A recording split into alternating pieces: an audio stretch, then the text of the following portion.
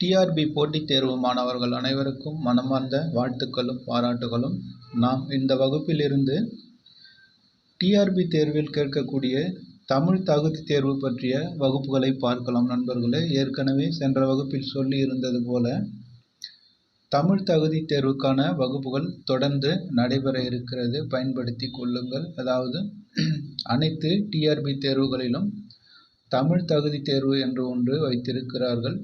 அதில் தேர்ச்சி பெற்றால்தான் நீங்கள் அடுத்து உங்களுடைய மெயின் தேர்வானது மதிப்பீடு செய்யப்படும், இல்லை என்றால் மதிப்பீடு செய்யப்படாது. சமீபத்தில் நடந்து முடிந்த பிஜிடிஆர்பி தேர்வில் 85,000 பேர் தமிழ் தகுதி தேர்வில் தோல்வியடைந்திருக்கிறார்கள் நண்பர்களே. அதாவது அவர்களுடைய முதன்மை பாடத்தில் அவர்கள் நன்றாக எழுதியிருந்தாலும் தமிழ் தகுதி தேர்வில் சரியாக பண்ணாததால் தோல்வி அடைந்திருக்கிறார்கள். இனிவரும் காலங்களில் இது போன்ற தவறுகளை செய்யக்கூடாது. தமிழிலும் ஓரளவுக்கு படித்தால்தான் வெற்றி பெற முடியும். எனவே அதனுடைய முக்கியத்துவம் கருதிதான் நம்முடைய அகாடமியில் தமிழ் தகுதி தேர்வுக்கான வகுப்புகள் தொடர்ந்து நடைபெற இருக்கிறது நண்பர்களே. பயன்படுத்தி கொள்ளுங்கள், உங்களுடைய நண்பர்களுக்கும் தெரியப்படுத்துங்கள், அவர்களும் பயன்பெறட்டும்.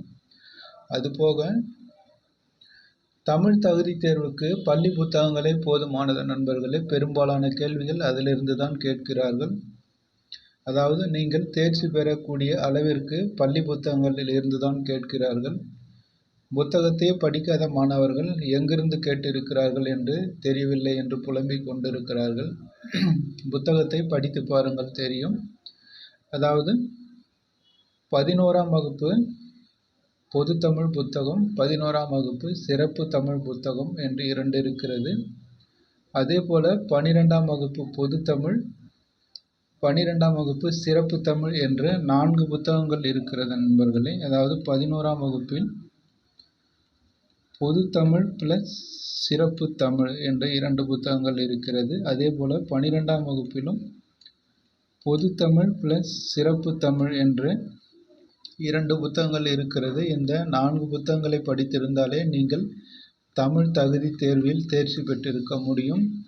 இந்த புத்தகத்தை சுத்தமாக தொடாத மாணவர்கள் தான் தகுதி தேர்வில் தோல்வியடைந்திருக்கிறார்கள். தேர்வுத்தாள் கடினமாக இருக்கிறது என்று சொல்லிக் கொள்கிறார்கள். அப்படியெல்லாம் இல்லை. எவ்வளவு கடினமாக இருந்தாலும் நிறைய பேர் தேர்ச்சி பெற்று பணியில் சேருகிறார்கள்.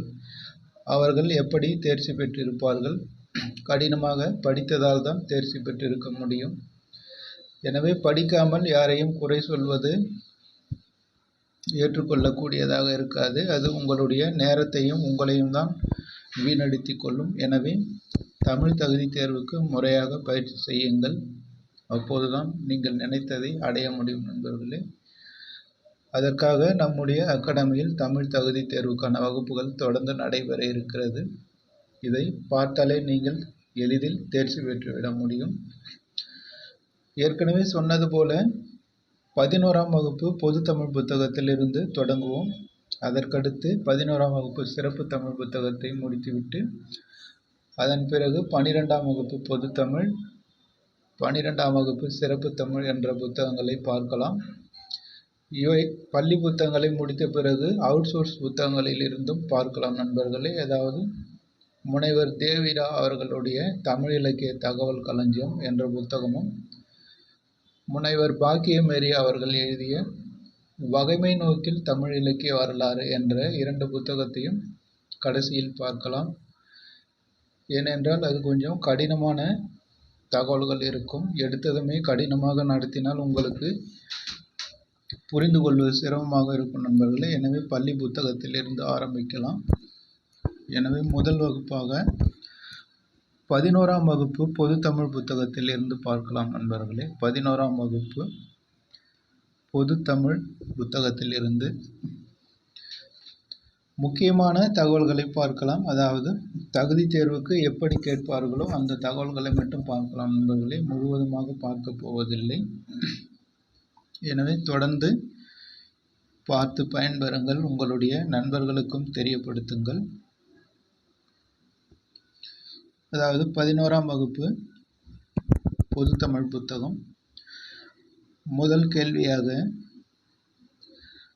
தன் இனத்தையும் மொழியையும் பாடாத கவிதை, வேரில்லாத மரம், கூடில்லாத பறவை என்று சொன்னவர் ரசூல் கம்சதேவ். ரசூல்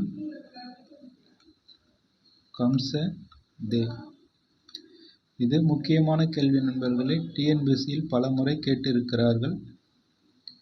அதாவது எல்லோருத்தையும் எழுதுவது என்பது இயலாது. ஏனென்றால் நிறைய வாக்கியங்கள் இருக்கிறது. முக்கியமானதை மட்டும் நான் எழுதுகிறேன். மற்றவற்றை உங்களுக்கு புரியும்படி தெளிவாக சொல்லுகிறேன் நண்பர்களே, புரிந்து கொள்ளுங்கள். அதாவது தன் இனத்தையும் மொழியையும் பாடாத கவிதை, வேரில்லாத மரம், கூடில்லாத பறவை என்று சொன்னவர் யார் என்று கேட்பார்கள். ரசூல் கம்சதேவ். அதற்கடுத்து புதுக்கவிதை என்பது மரபு சார்ந்த செய்யுள்களின் கட்டுப்பாடுகளில் இருந்து தன்னை விடுவித்து கொண்ட கவிதைகள்தான் புது கவிதைகள். கேள்வி எப்படி கேட்பார்கள் என்றால், மரபு சார்ந்த செய்யுள்களின் கட்டுப்பாடுகளில் இருந்து தன்னை விடுவித்து கொண்ட கவிதைகளை எவ்வாறு அழைக்கிறோம் என்று கேட்பார்கள். புது கவிதை என்று அழைக்கிறோம், அல்லது மரபு கவிதைகள் என்றும் அழைக்கிறார்கள். அதற்கடுத்து உயிர்த்தெழும் காலத்துக்காக என்ற நூலை எழுதியவர் அல்லது கவிதையை எழுதியவர் என்று கேட்பார். அதற்கு கவிஞர் சு. வில்வரத்தினம். அதாவது யாழ்ப்பாணத்தில் உள்ள கவிஞர் சு. வில்வரத்தினம் அவர்கள்தான் உயிர்த்தெழும் காலத்துக்காக என்ற கவிதை தொகுப்பை எழுதியவர். அதற்கடுத்து வெளிச்சம், நுண்கலை ஆகிய இதழ்களை எழுதியவர் யார் என்று கேட்பார்கள் நண்பர்களே. அதாவது வெளிச்சம், நுண்கலை ஆகிய இதழ்களை எழுதியவர் யார் என்று கேட்பார்கள். ராஜேந்திரன்.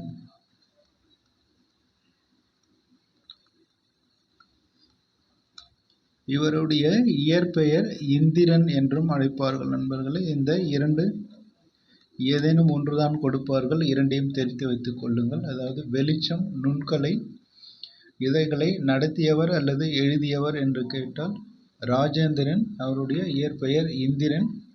இரண்டிலும் ஏதேனும் ஒன்று கொடுத்து கேட்பார்கள், புரிந்து கொள்ளுங்கள். அதற்கடுத்து கலைகளின் உச்சம்தான் கவிதை என்று சொன்னவர் மகாகவி பாரதியார். அதாவது கலைகளின் உச்சம்தான் கவிதை,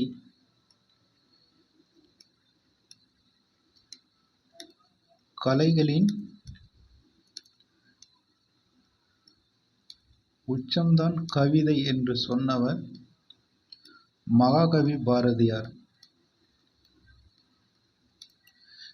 இதெல்லாம் கேட்கக்கூடிய கேள்வி நண்பர்களே. திரும்ப திரும்ப கேட்டு நினைவில் வைத்துக் கொள்ளுங்கள். அதற்கடுத்து மொழி என்ற ஒன்று பிறந்தவுடன் உலகம் என்பதும் நான் என்பதும் தனித்தனியாக பிரிந்து தங்களை தனித்துவமாக நிலைநிறுத்திக் கொள்கின்றன என்று சொன்னவர் எர்னஸ்ட் காசிரர்.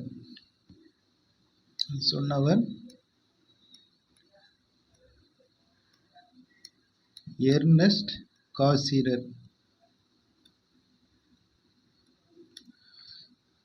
இதுவும் கேட்கக்கூடிய கேள்வி நண்பர்களே. அதற்கடுத்து கவிஞர்கள் சிலர் தங்களுடைய கவிதைகளை எதிரில் இருக்கும் வாசகனுக்கு பேசுவது போல அமைக்கிறார்கள்.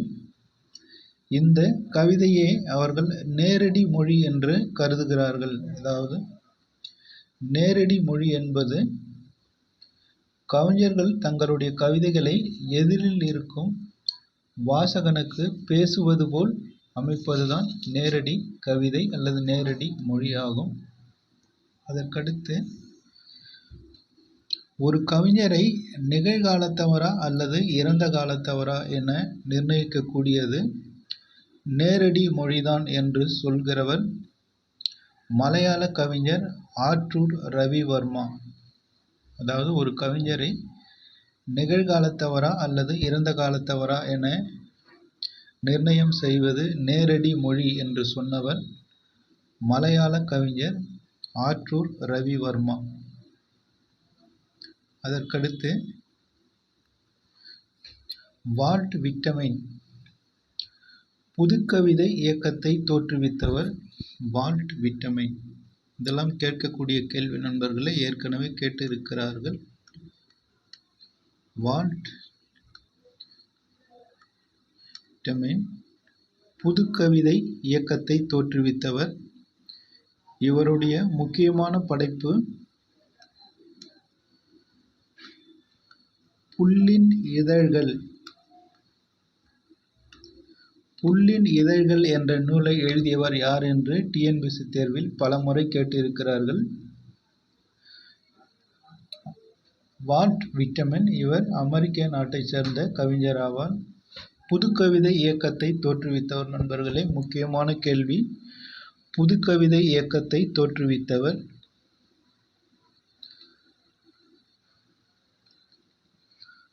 புதுக்கவிதை இயக்கத்தை தோற்றுவித்தவரும் இவர்தான்.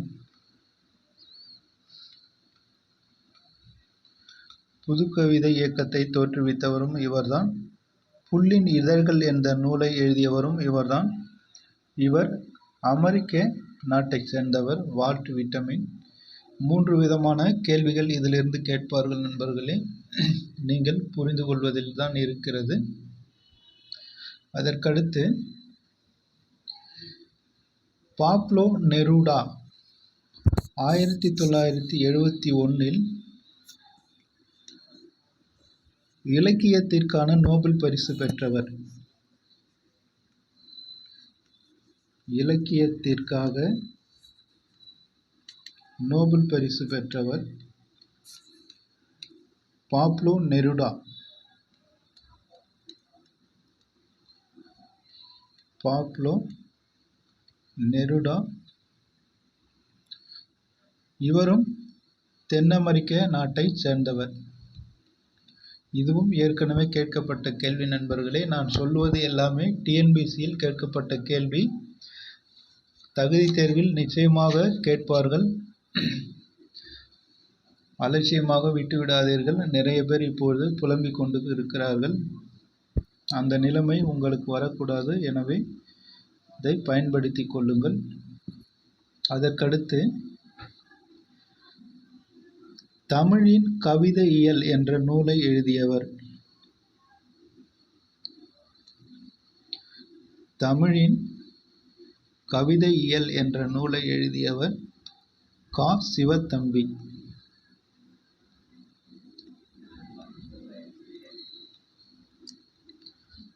தமிழின்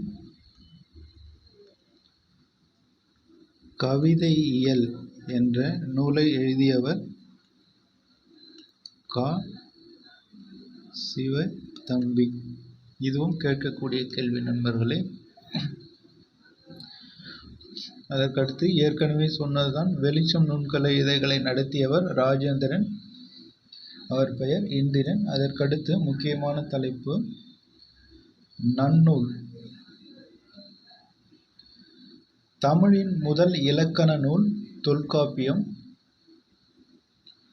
அத்தகைய அமைப்பினை தொல்காப்பியத்தையும் அதன் உரைகளையும் பற்றி பின்பற்றி எழுதப்பட்ட நூல்தான் நன்னூல் நண்பர்களே. அதாவது தமிழின் முதல் இலக்கண நூல் எது என்று கேட்பார்கள், தொல்காப்பியம். அந்த தொல்காப்பியத்தை பின்பற்றி எழுதப்பட்ட நூல்தான் நன்னூல்.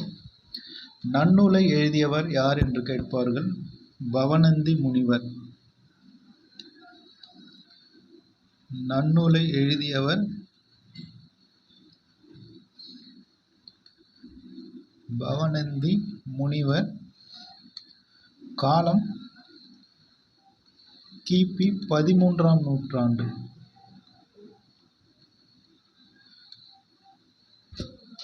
இப்பொழுது நடைபெறுகிற தேர்வுகளில் ஒரு நூலாசிரியரை பற்றி முழுமையாக தெரிந்து கொள்ளுங்கள் நண்பர்களே. அவர் எந்த ஊரை சேர்ந்தவர் என்று கேட்கிறார்கள், அல்லது எந்த காலத்தை சேர்ந்தவர்கள் என்று கேட்கிறார்கள். அதனால் இந்த பவணந்தி முனிவருடைய காலம் கிபி 13ஆம் நூற்றாண்டு.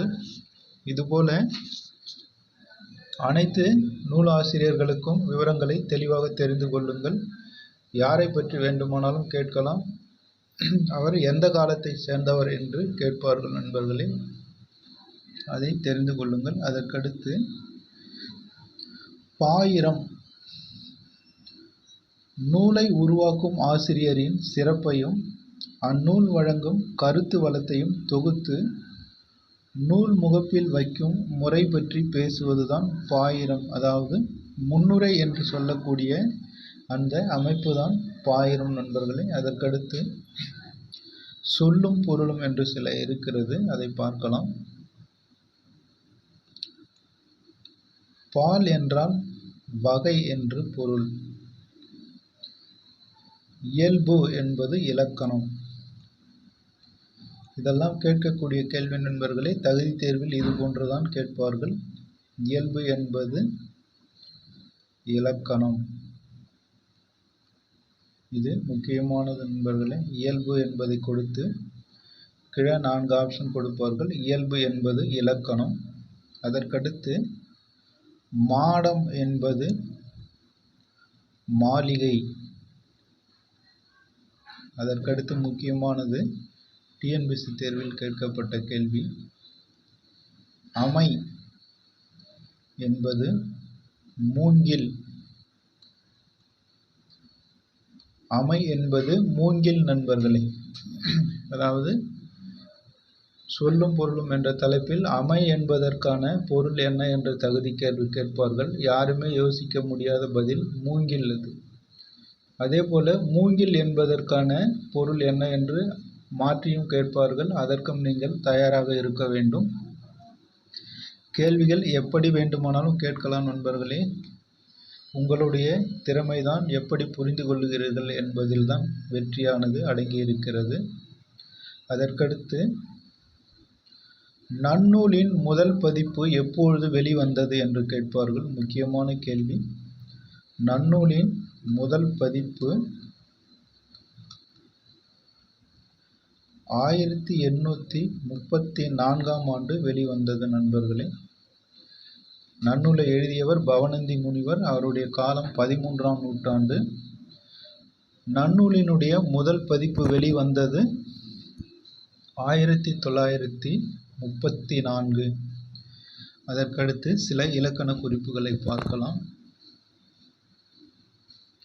நம்முடைய பயிற்சி வகுப்புகளை தொடர்ந்து கேட்டாலே நீங்கள் தகுதி தேர்வில் நிச்சயமாக வெற்றி பெற முடியும் நண்பர்களே. வேறு எதுவும் நீங்கள் படிக்க வேண்டிய அவசியம் இல்லை. எனவே தொடர்ந்து கேளுங்கள். இலக்கண குறிப்பு: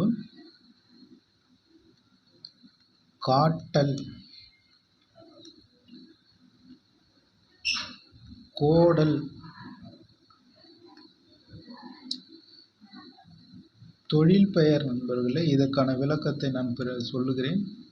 தொழில் பெயர்கள், அதாவது இலக்கண குறிப்பில் தொழில் பெயரானது எப்படி முடியும் என்றால், ஒரு வார்த்தையின் கடைசி பகுதியில் இல் என்ற எழுத்தில் முடிந்திருக்கும் நண்பர்களே. ஒரு வார்த்தையின் கடைசியில் இல் என்ற எழுத்தில் முடிந்திருந்தால் அது தொழில் பெயர்.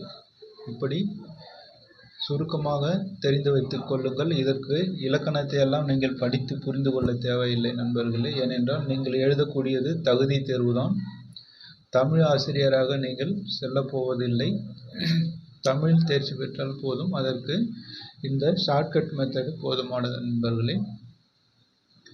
காட்டல், கோடல் என்பது தொழில் பெயர் என்று எப்படி வருகிறது என்றால், ஒரு வார்த்தையினுடைய கடைசி எழுத்தானது இல் என்பதில் முடிந்திருக்கும். அதாவது இது வெளிப்படையாகவும் இருக்கலாம் அல்லது மறைமுகமாகவும் கூட இருக்கலாம் நண்பர்களே. அந்த வார்த்தையானது நீங்கள் உச்சரிக்கும் போது கடைசியில் இல் என்ற உச்சரிப்பில் முடிந்தால் அது தொழில் பெயர். அப்படி ஞாபகம் வைத்துக் கொள்ளுங்கள். அதற்கடுத்து பார்ப்போம். ஐந்தும்,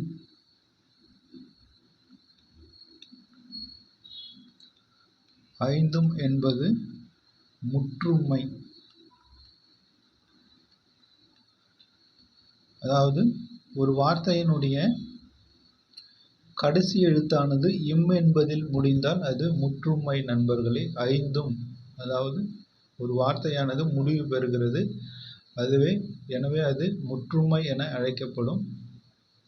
இதுவே 2 வார்த்தைகள் வந்தால் அது எண்ணுண்மை ஆகும் நண்பர்களே. உதாரணத்துக்கு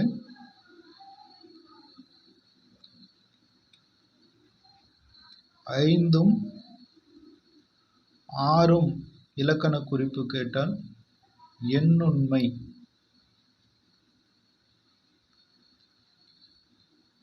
இது எப்படி என்றால், கொடுக்கப்பட்ட 2 வார்த்தையும் இம் என்பதில் முடிந்திருக்கும் நண்பர்களே. ஐந்தும் ஆறும், அந்த 2 வார்த்தைகளிலும் இம்மால் முடிந்திருந்தால் அது எண்ணுண்மை.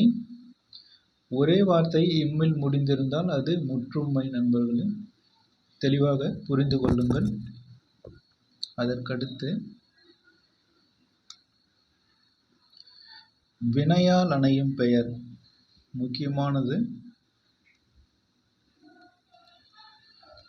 கேட்போர். கேட்போர் என்பது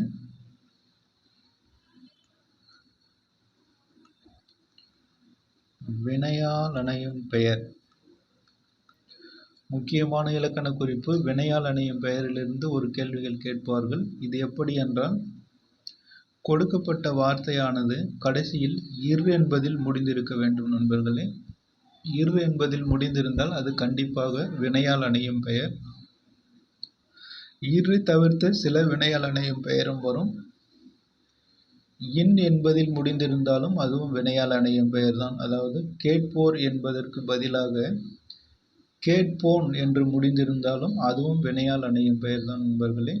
அதாவது வினையால் அணையும் பெயரானது கொடுக்கப்பட்ட வார்த்தையின் கடைசியில் இர்ரில் முடிந்திருக்க வேண்டும் அல்லது இன்னில் முடிந்திருக்க வேண்டும். இந்த 2 எழுத்துக்களில் முடிந்திருந்தால் அது உறுதியாக வினையால் அணையும் பெயர் என்று சொல்லிவிடலாம். அதற்கடுத்து முக்கியமான இலக்கண குறிப்பு.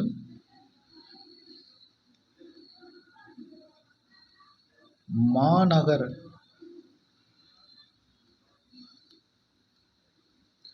உரிச்சொல் தொடர். அதாவது மாநகர் என்பது உரிச்சொல் தொடர் நண்பர்களே. இது ஸ்டாண்டர்ட்.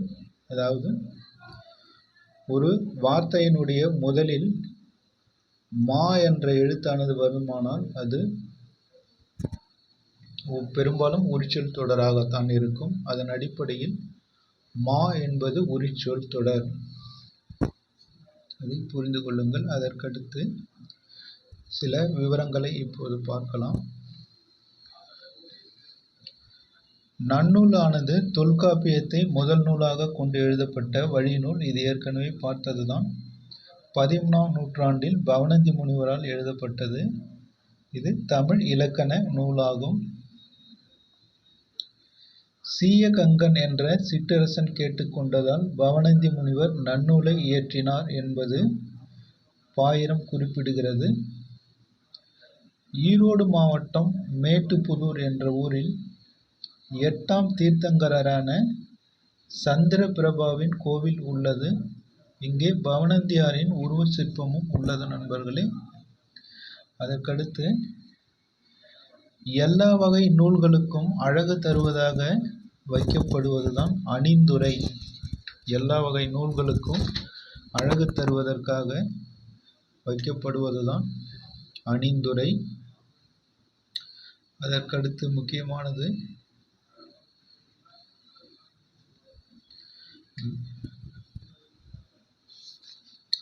முக்கியமான சில தகவல்களை இப்போது பார்க்கலாம் நண்பர்களே. சில வாக்கியங்களை கொடுத்துவிட்டு அது எந்த நூலில் வருகிறது என்று கேட்பார்கள். அதன் அடிப்படையில் இப்போது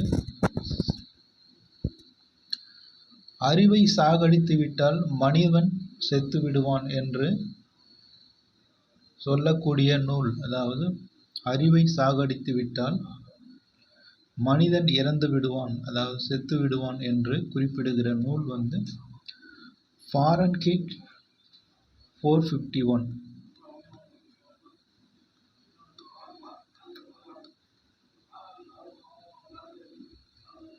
ஃபாரன்ஹீட் 451 இதுவும் கேட்கப்பட்ட கேள்வி நண்பர்களே. ஃபாரன்ஹீட் 451 என்பது ஒரு நூல் நண்பர்களே. இது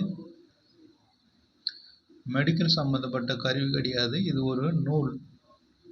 இந்த நூல் சொல்கிறது, அறிவை சாகடித்து விட்டால் மனிதன் செத்து விடுவான் என்று சொல்லக்கூடிய நூல் எது என்று கேட்டிருக்கிறார்கள்.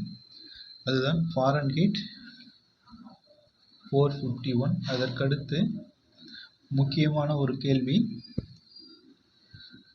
தமிழர் பாரம்பரிய நாள். இதுவும் கேட்கப்பட்ட கேள்வி நண்பர்களே. தமிழர் பாரம்பரிய நாள்.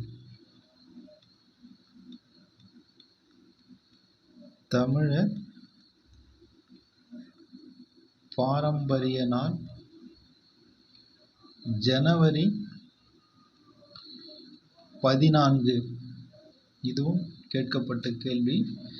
இந்த ஜனவரி 14 எந்த ஆண்டு முதல் கடைபிடிக்கப்பட்டு வருகிறது என்று கேட்பார்கள். 2012ஆம் ஆண்டு முதல் கடைபிடிக்கப்பட்டு வருகிறது நண்பர்களே. அதாவது தமிழ் பாரம்பரிய நாளானது 2012 ஆண்டிலிருந்து ஜனவரி 14ஆம் தேதியானது தமிழ் பாரம்பரிய நாளாக கடைபிடிக்கப்பட்டு வருகிறது. அதற்கடுத்து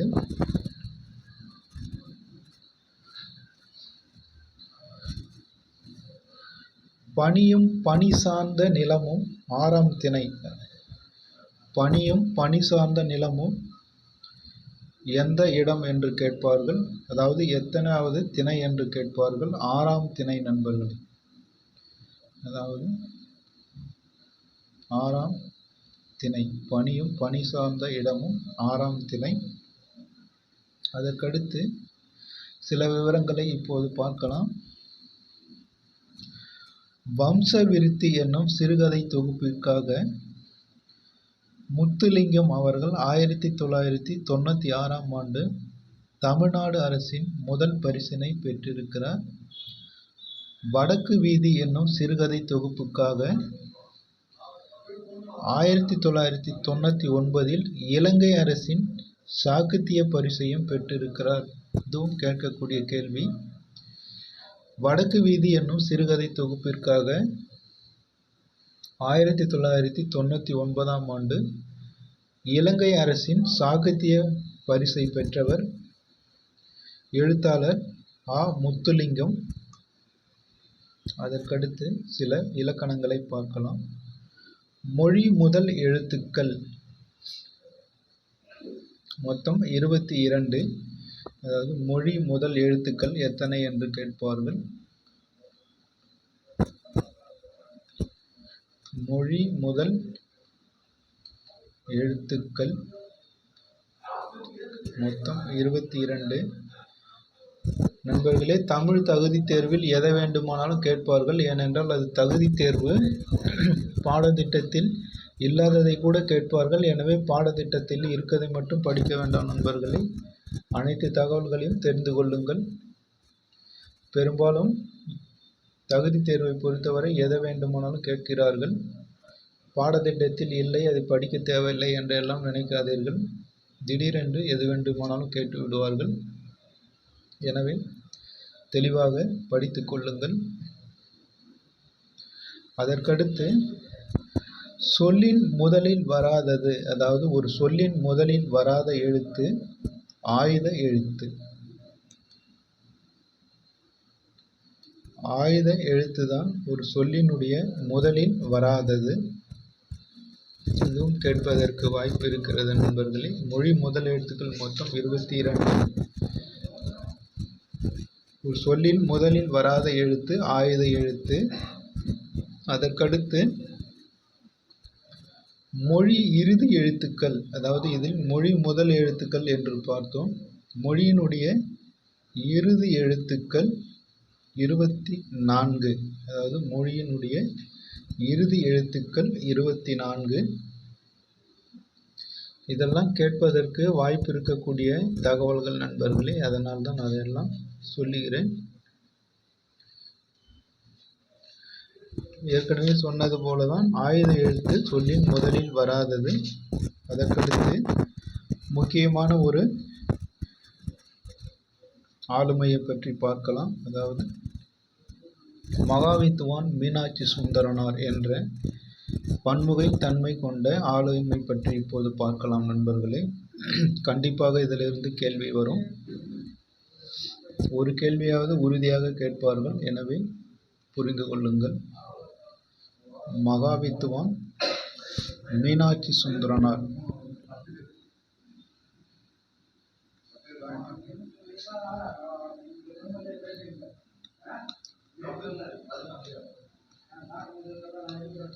மகாவித்துவான் மீனாட்சி சுந்தரனார். இதிலிருந்து ஒரு கேள்வி கண்டிப்பாக வரும் நண்பர்களே. தமிழ் இலக்கிய வரலாற்றில் புலமை கதிரவன் என தமிழறிஞர்கள் போற்றிய தமிழ் மொழி பெரும்புலவர் மகாவித்துவான் மீனாட்சி சுந்தரனார். அதாவது புலமை கதிரவன்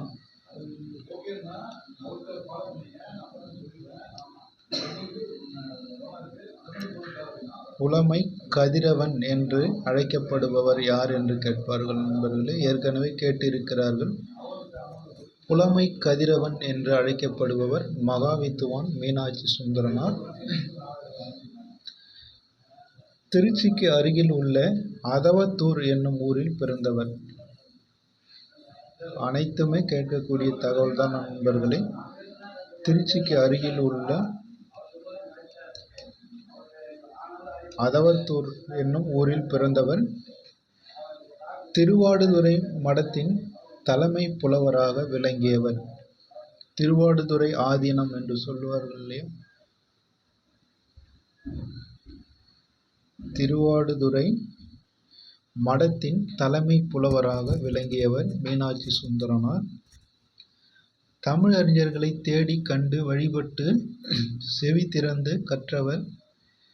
திருவாடுதுறை மடத்தின் தலைவர் சுப்பிரமணிய தேசிகர், சென்னை தாண்டவராயர், திருத்தணிகை விசாக பெருமாள் ஆகியோரிடம் சென்று கல்வியை கற்றுக்கொண்டவர். தல புராணங்கள் பாடுவதில் சிறந்தவர் நண்பர்கள். தல புராணங்கள் பாடுவதில் சிறந்தவர் யார் என்றும் கேட்பார்கள். மகாவித்துவான் மீனாட்சி சுந்தரனார். அதாவது தல புராணங்கள், அதாவது ஒவ்வொரு கோயில் தலத்திற்கும் சென்று அங்குள்ள இறைவனை வேண்டி பக்தி பாடல்கள் பாடுவதில் சிறந்தவர். அதுதான் தல புராணங்கள் பாடுவதில் சிறந்தவர் மகாவித்துவான் மீனாட்சி சுந்தரனார். அதற்கடுத்து முக்கியமாக இவர் இயற்றிய நூல் சேக்கியார் பிள்ளை தமிழ் நண்பர்களே.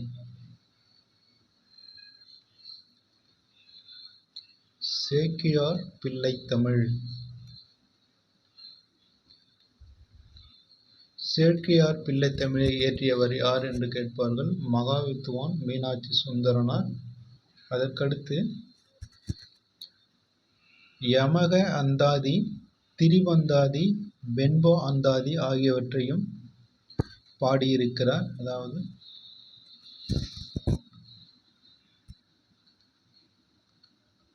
யமக அந்தாதி, திரிபந்தாதி, வெண்பா அந்தாதி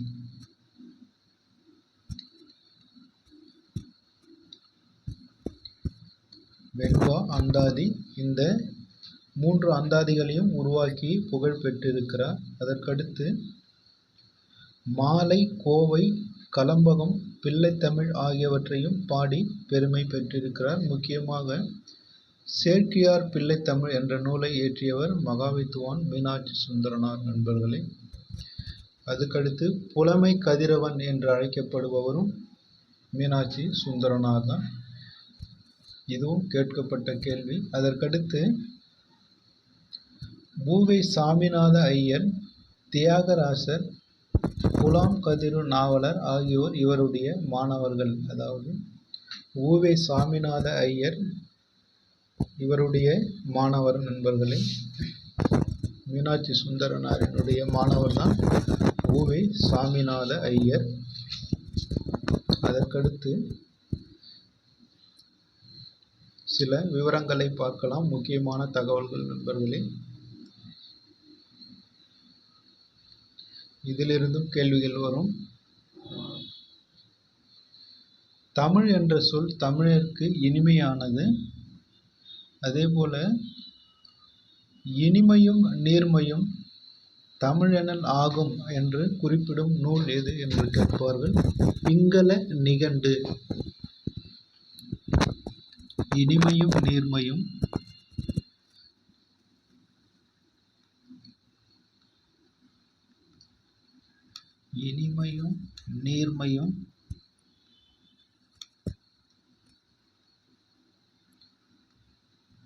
தமிழெனல் ஆகும் என்று குறிப்பிடும் நூல் எது என்று கேட்பார்கள். பிங்கள நிகண்டு. பிங்கள நிகண்டு. அதற்கடுத்து தமிழ் என்ற சொல்லை இனிமை, பண்பாடு, அகப்பொருள் என்னும் பொருளிலும் வழங்கியுள்ளது. அதுபோக அதுவும் சாலும் நற்றமிழ் முறிதல் என்று குறிப்பிடுகிற நூல் புறநானூறு நண்பர்களே. இதுவும் கேட்கக்கூடிய கேள்வி.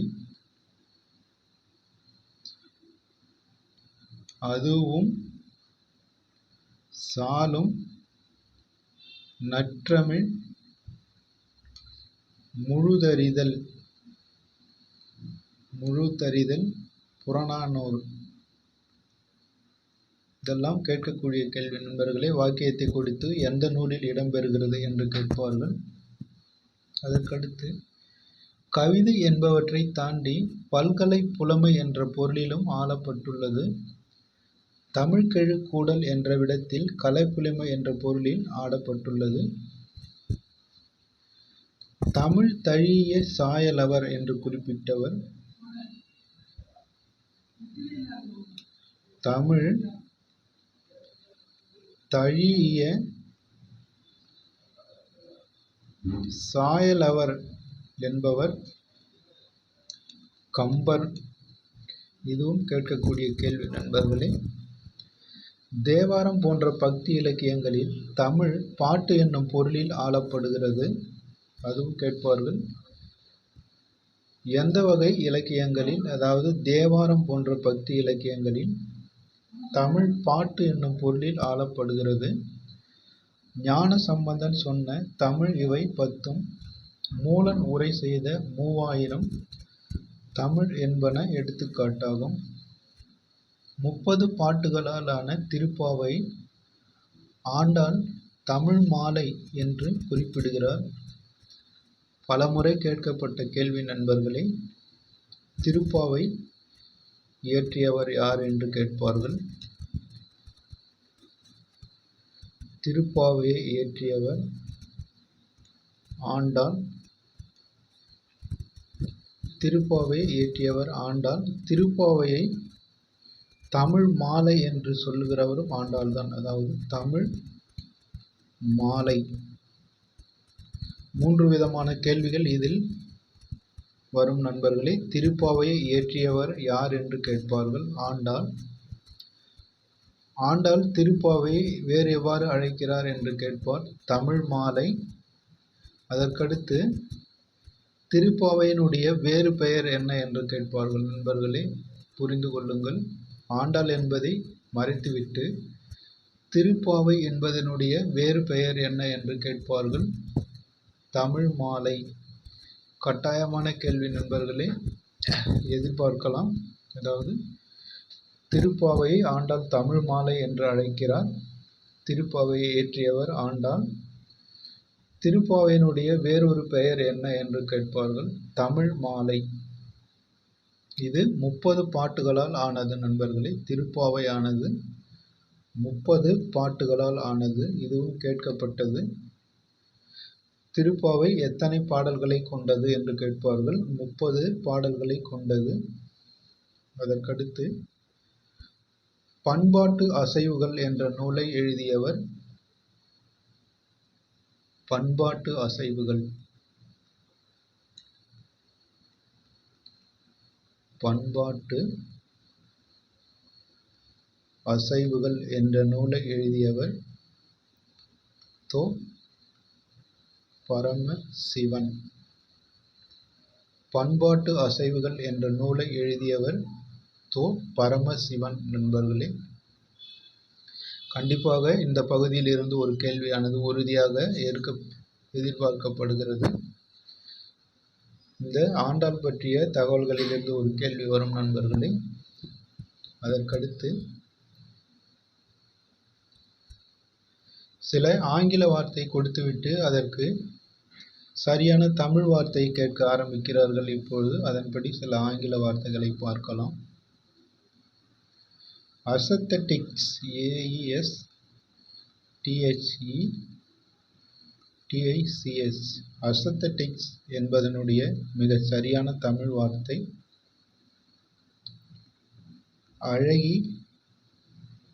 அழகியல். தமிழ் தகுதி தேர்வுகளில் இப்பொழுது டிஎன்பிஎஸ்சியாக இருந்தாலும் சரி, டிஆர்பியாக இருந்தாலும் சரி, சில ஆங்கில வார்த்தையை கொடுத்து தமிழ் வார்த்தை கேட்கிறார்கள் நண்பர்களே. அதன் அடிப்படையில் சில வார்த்தைகளை பார்க்கலாம். அசத்தட்டிக்ஸ் என்பது அழகியல் ஆகும். அதற்கடுத்து ஜோர்னலிஸ்ட்,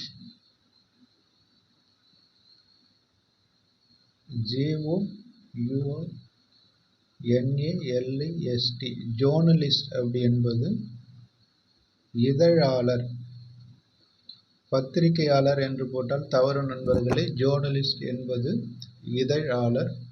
கவனமாக பதிலளியுங்கள். பத்திரிகையாளர் என்ற ஆப்ஷனும் கொடுப்பார்கள், அதை போடக்கூடாது. ஜோர்னலிஸ்ட் என்பது இதழாளர். அதற்கடுத்து இதெல்லாம் ஏற்கனவே கேட்கப்பட்ட கேள்வி நண்பர்களே. ஏதோ கடமைக்காக சொல்லுகிறேன் என்று நினைக்க வேண்டாம். இதெல்லாம் டிஎன்பிசியில் 2025ஆம் ஆண்டு நடைபெற்ற தேர்வில் கேட்கப்பட்ட கேள்வி நண்பர்களே. தகுதி தேர்வில் கேட்பதற்கு வாய்ப்பு இருக்கிறது. நான் சொல்லுகிற அனைத்து தகவல்களும் ஏற்கனவே டிஎன்பிசி தேர்வுகளில் கேட்கப்பட்ட கேள்விகள் தான். அதிலிருந்து தான் தமிழ் தகுதி தேர்வுக்கு கேட்பார்கள். எனவே முழுமையாக கேட்டு பயன்பெறுங்கள். இந்த பயிற்சி வகுப்புகளை பார்த்தாலே போதும், நீங்கள் வேறு எதுவும் தனியாக படிக்க தேவையில்லை. உங்களுடைய நண்பர்களுக்கும் தெரியப்படுத்துங்கள் நண்பர்களே, அவர்களும் பார்த்து பயன்பெறட்டும். அதற்கடுத்து ஆர்ட் கிரிட்டிக், CRITIC, ஆர்ட் கிரிட்டிக்னா கலை விமர்சகர். கலை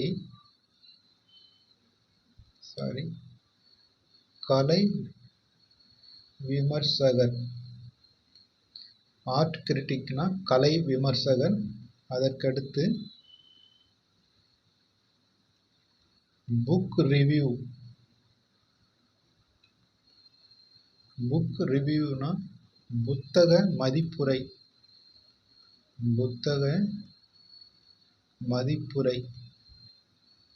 ரிவ்யூ என்றால் நீங்கள் மறு ஆய்வு என்று எழுதிவிடுவீர்கள் நண்பர்களே. அப்படி கிடையாது, புத்தக மதிப்புரை. ஆனால் மதிப்புரை என்பதற்கு எவல்யூஷன் என்றுதான் வரும். ஆனால் இவர்கள் கொடுத்துள்ள தகவலின்படி புத்தக மதிப்புரை என்றுதான் கொடுக்கிறார்கள்.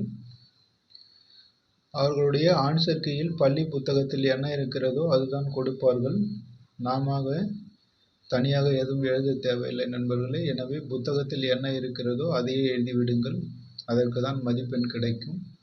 ஆதாரமாக அதை தான் காட்ட சொல்லுவார்கள். எனவே புக் ரிவ்யூ என்பதற்கு புத்தக மதிப்புரை என்றுதான் கொடுத்திருக்கிறார்கள். நீங்களும் அதையே எழுதிவிடுங்கள். அதற்கடுத்து மிக்ரேஷன், MIGRATION, மிக்ரேஷன்னா புலம்பெயர்தல். அதாவது ஒரு இடத்திலிருந்து இன்னொரு இடத்திற்கு சென்று குடியேறுதல், புலம்பெயர்தல். அதற்கடுத்து பிலாசபர், PHILOSOPHER,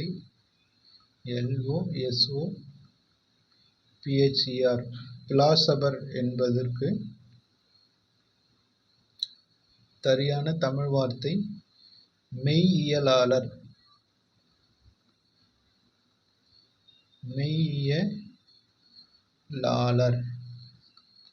இந்த இந்த வார்த்தை தான் நீங்கள் பதிலாக எழுத வேண்டும் நண்பர்களே. பிலாசபர் என்பதற்கு மெய்யியலாளர் என்றுதான் கொடுத்திருக்கிறது. நீங்கள் அறிவாளி போல் தத்துவ ஞானி என்று எழுதக்கூடாது. தத்துவ இயலாளர் என்று எழுதினீர்கள் என்றால் உங்களுக்கு மதிப்பெண் வராது. ஏனென்றால் புத்தகத்தில் அவர்கள் இந்த தகவலை தான் கொடுத்திருக்கிறார்கள். தத்துவ இயலாளர் என்பதனுடைய மிக சுத்தமான தமிழ் தான் மெய்யியலாளர் நண்பர்களே. எனவே அதுதான் சரியான வார்த்தை. பிலாசபர் என்பதற்கு ஆர்வக்கோளாறாக நீங்கள் தத்துவ இயலாளர் என்று போட்டுவிட்டீர்களானால் தவறாகிவிடும். எனவே நிதானமாக ஒவ்வொரு வார்த்தையும் சரியாக படித்து புரிந்து பதிலளியுங்கள். கூடுமான வரையில் புத்தகத்தில் கொடுக்கப்பட்டுள்ள தகவல்களை பதிலாக கொடுங்கள். ஆன்சர் கீயை அதை வைத்து தான் தயாரிப்பார்கள். எனவே அதன் அடிப்படையில் பிலாசபர் என்பதற்கு மெய்யியலாளர் என்பதுதான் சரியான பதில். இதோடு 11ஆம் வகுப்பு பொதுத்தமிழ் புத்தகத்தில் ஒரு இயல் முடிகிறது நண்பர்களே. அடுத்த இயலை அடுத்த வகுப்பில் பார்க்கலாம். அதாவது ஒரு நாளைக்கு ஒரு இயல் என்று முடிக்கலாம் நண்பர்களே. வீடியோவும் லென்த்தாக போகிறது, உங்களுக்கு கேட்பதற்கும் சிரமமாக இருக்கும். எனவே இதோடு முடித்து கொள்ளலாம். 11ஆம் வகுப்பு புதிய புத்தகம் இயல் 1 முடிந்திருக்கிறது நண்பர்களே. ஒவ்வொரு வகுப்பிலும் ஒரு 11ஆம் வகுப்பு புதிய பொதுத்தமிழ் புத்தகம் இயல் 1 முடிந்திருக்கிறது. அடுத்த வகுப்பில் இயல் 2ஐ பார்க்கலாம். ஒவ்வொரு வகுப்பில் ஒரு இயலை முழுவதுமாக முடிக்கலாம் நண்பர்களே. பிஇஓ தேர்வு வருவதற்குள் இந்த தகுதி தேர்வையும் முடித்து விடலாம். நம்முடைய ஜெனரல் ஸ்டடீஸ் பகுதியில் கொடுத்துள்ள அந்த தலைப்புகளையும் முடிக்கலாம். நீங்கள் செய்ய வேண்டியதெல்லாம் ஒன்றே ஒன்றுதான். நம்முடைய பயிற்சி வகுப்புகளை பார்த்து புரிந்து கொள்ளுங்கள். தேவைப்பட்டால் நீங்கள் எழுதியும் வைத்துக் கொள்ளலாம். இதற்காக நீங்கள் தனியாக பயிற்சி மையத்துக்கு சென்று பணத்தை கட்டி அலைய வேண்டாம் நண்பர்களே. இதுவே உங்களுடைய தேர்ச்சிக்கு போதுமானது. உங்களுடைய நண்பர்களுக்கும் தெரியப்படுத்துங்கள்,